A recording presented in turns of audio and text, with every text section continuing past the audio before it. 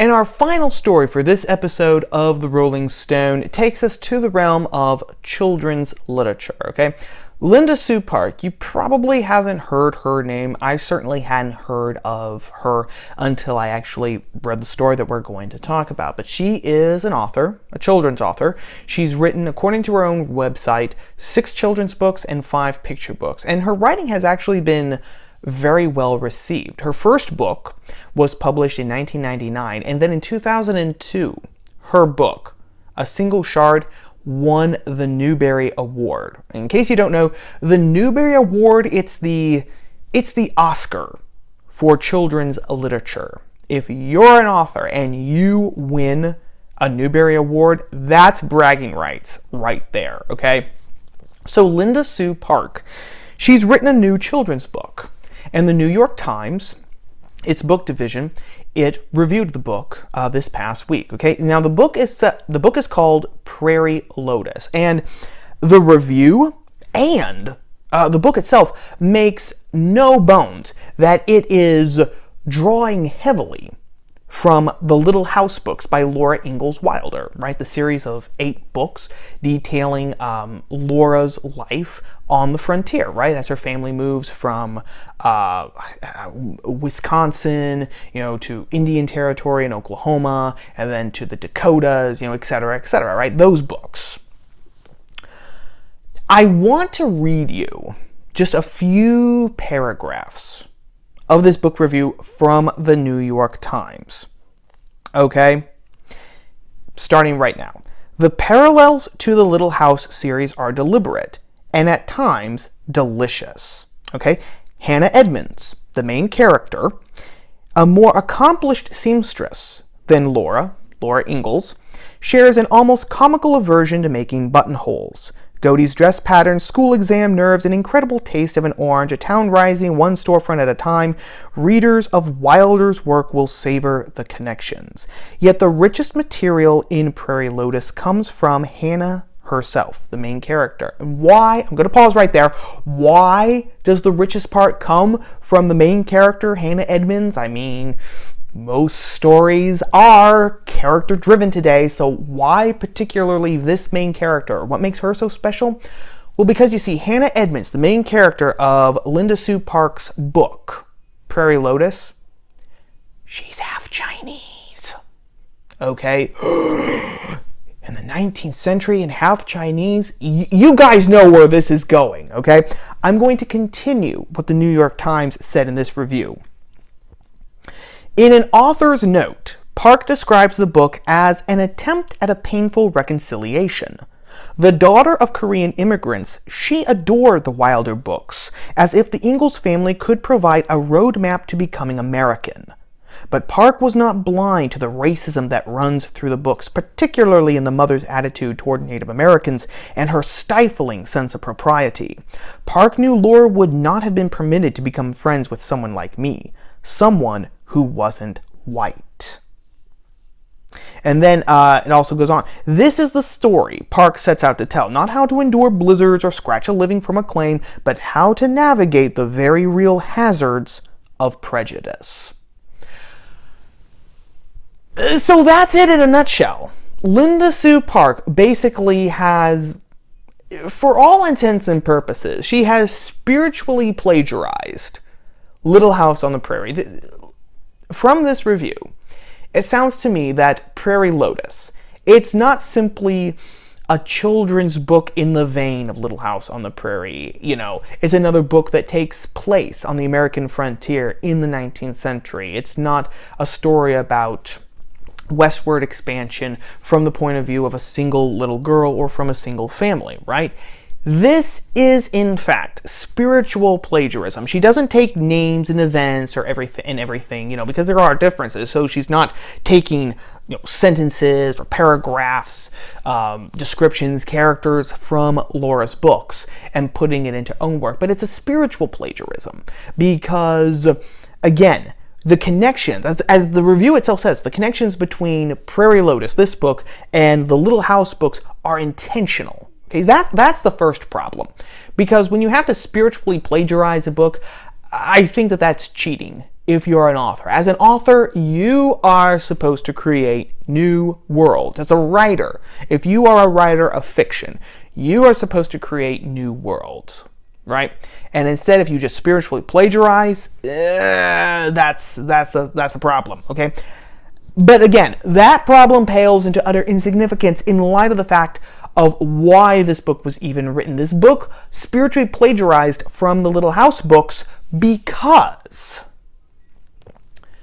they wanted to really, talk about racism. They wanted to talk about the racism in the Little House books. And thus, this is almost like rewriting history in a sense. The Little House books are so racist, so here we write a book where we grapple bravely with the ideas of racism and prejudice and everything, that the Little House books did wrong.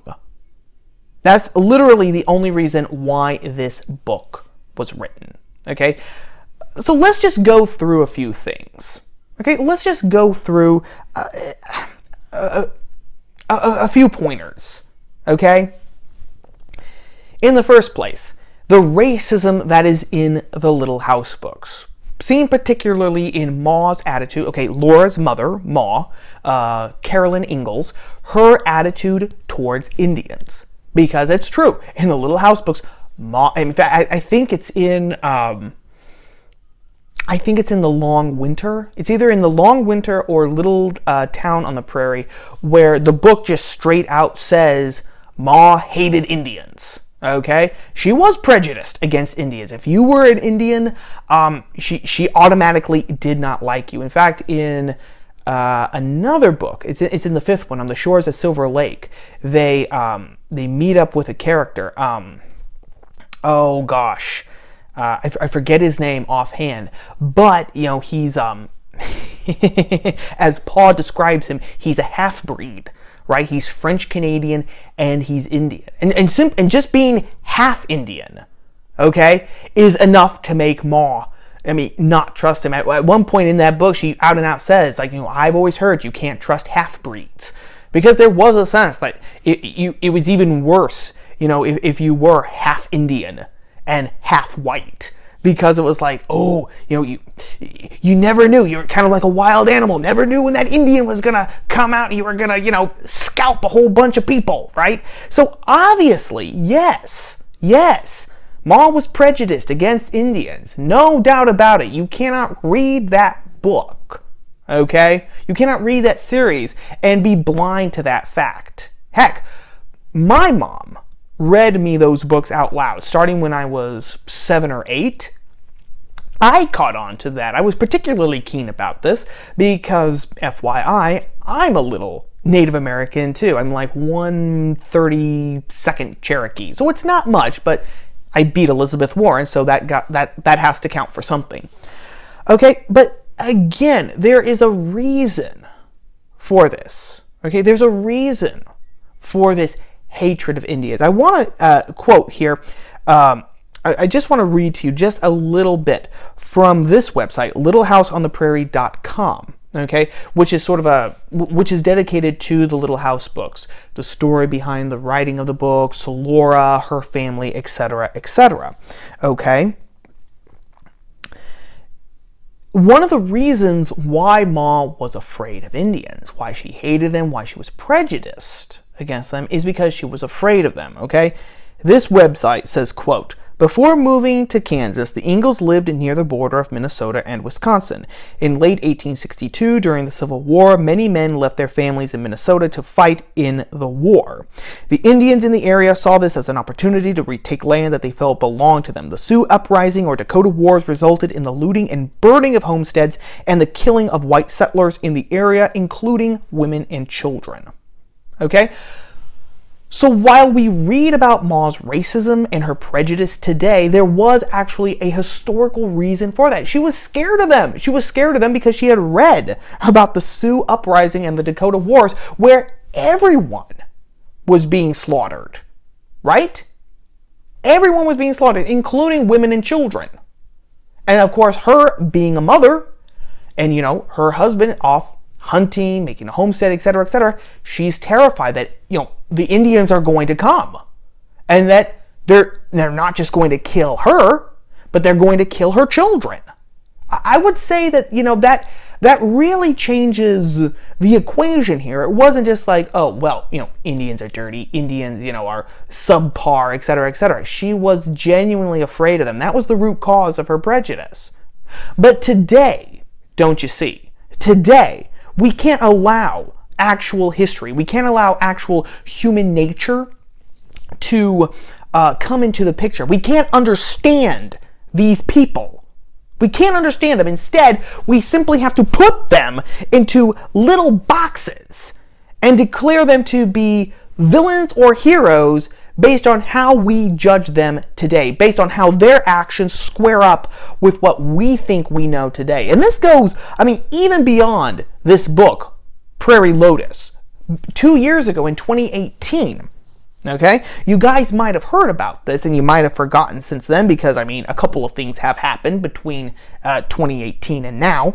But the U.S. Association for Library Service to Children, the ALSC, removed Laura Ingalls Wilder's name from one of its awards over racist views and language. I'm reading here from the BBC's website, okay? The BBC ran this story. Quote, the association had received complaints for years over the Little House on the Prairie author's anti-Native and anti-Black sentiments in her work.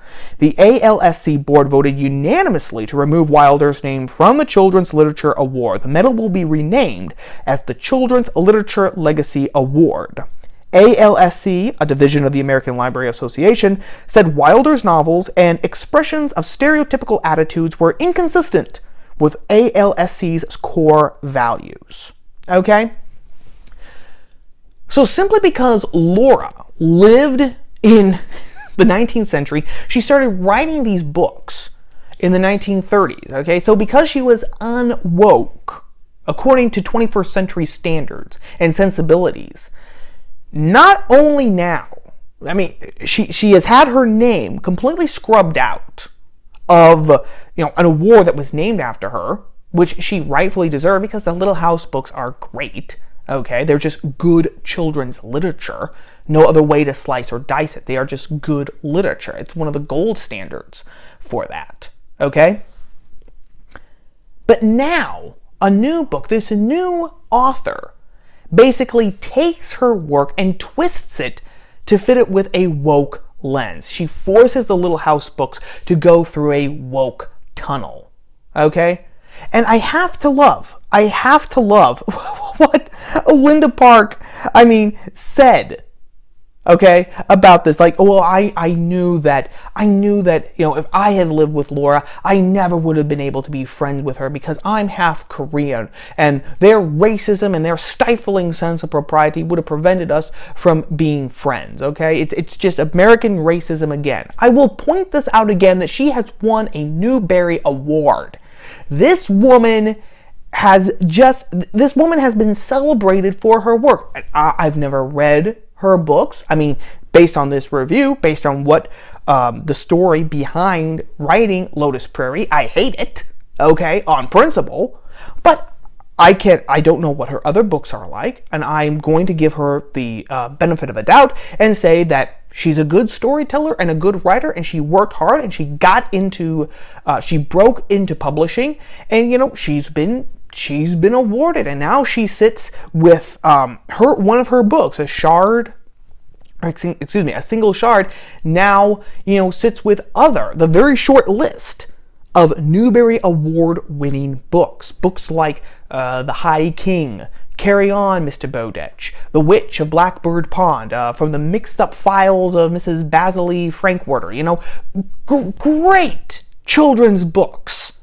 Great, just books that were written for children specifically, but when you go back on the sly and you read them as an adult, they still hold up. You still think, that's a pretty good book. That's a pretty fun book. And you know what?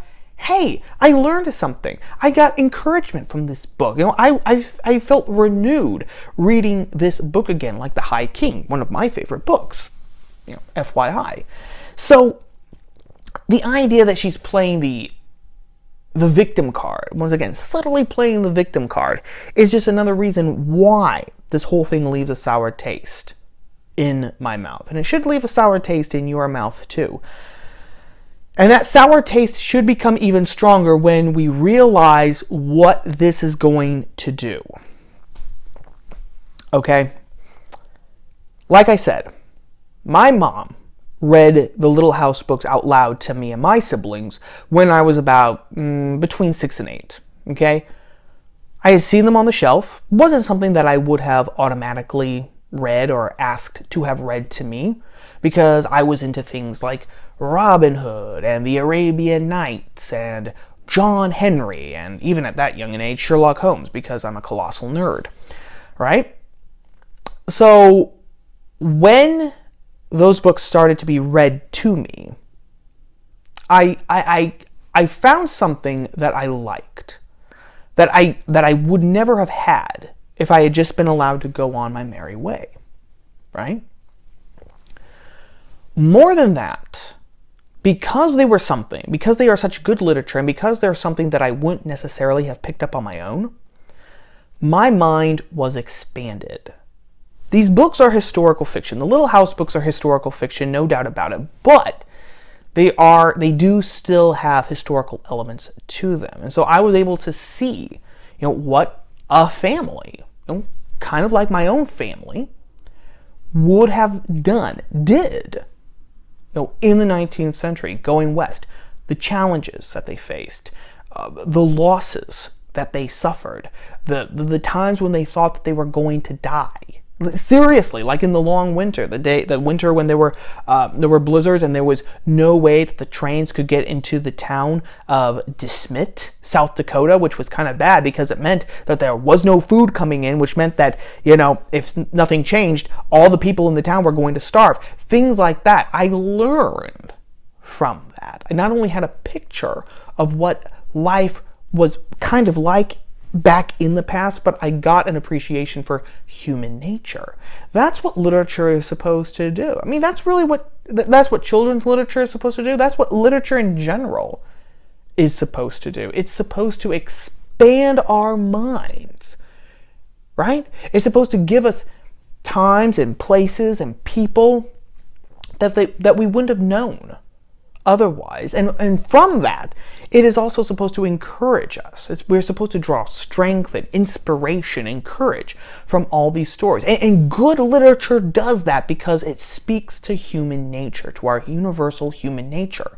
That's one of the reasons, that's the primary reason, well, one of the primary reasons, that Shakespeare is still around with us, almost 500 years. Well, not quite, I guess. But, over 400 years after he died, Shakespeare's works are still with us. They're still being performed. They've been translated into 100+ languages, and they've been performed all over the world. Why? Because they speak to universal themes of the human condition. Love, doubt, revenge, jealousy, ambition, all of these things. We see ourselves in his plays. We see ourselves in all of good literature, and we draw inspiration from that. That is why children's literature is so damn important. What this does, what Linda Sue Park's book, Prairie Lotus, does, is turn that on its head. The message here is that you can't draw inspiration from literature unless that literature exactly reflects not only what you are ethnically, but how you're supposed to think, right? Mark Stein had a great point a couple of months ago when he did a short review on his website, Stein Online, about the movie Downton Abbey, which I haven't seen. I've never seen the show either, but apparently one of the characters in Downton Abbey, the butler, I believe, was gay. He was a closeted homosexual. And in the movie, he has a one-night stand with someone that he met at the tavern, and there's a scene with them having pillow talk, and kind of wondering, well, is anything going to change? And the guy, not the butler, says, well, things will change, but, quiet change. We just need to, gradually work, and everything, and eventually things will change. Well, some people, like Variety, Vanity Fair, etc., said, well, the message here is for, gay people to go back into the closet, okay? So heck with that. They were giving the movie negative reviews about that, and Stein had a great point. He said, this is the primary reason why modern entertainment is so damn boring, because unless it reflects, not human nature, but unless it reflects precisely the political and cultural right think of our time, then it's tossed away as garbage. It's problematic, or what's worse, it's homophobic, it's racist, it's bigoted, etc., etc. It is not good. So that's what this book is doing too, by saying that you can't get anything, children can't get anything, from the Little House books, unless they see themselves reflected ethnically exactly as they are in the book, and unless the book reflects exactly how they're supposed to think that they can't get anything out of it. Instead of broadening children's minds, we're actually shrinking children's minds. We're shrinking them because we're saying that no, this is the only way that you can think, instead of actually bringing to us new worlds. Again, the past is a foreign country. Instead of doing that, we have to make everything reflect our time, our world. Because if it doesn't do that, then it's not good. And that is Prairie Lotus and Linda Sue Park's greatest crime here. Linda Sue Park, I'm just going to put it out here on Front Street. Linda Sue Park has betrayed her calling as a children's writer, because instead of expanding minds, she is now shrinking them. She's instead of making children grow, she's making them stagnant. And at the end of the day, that is the worst thing about her new book. But anyway, I've talked for long enough, gang, so I'm going to wrap up this episode right here and right now. So take care, everyone. Think dangerously, live dangerously, coronavirus or not. And I will chat at you all soon. Ciao.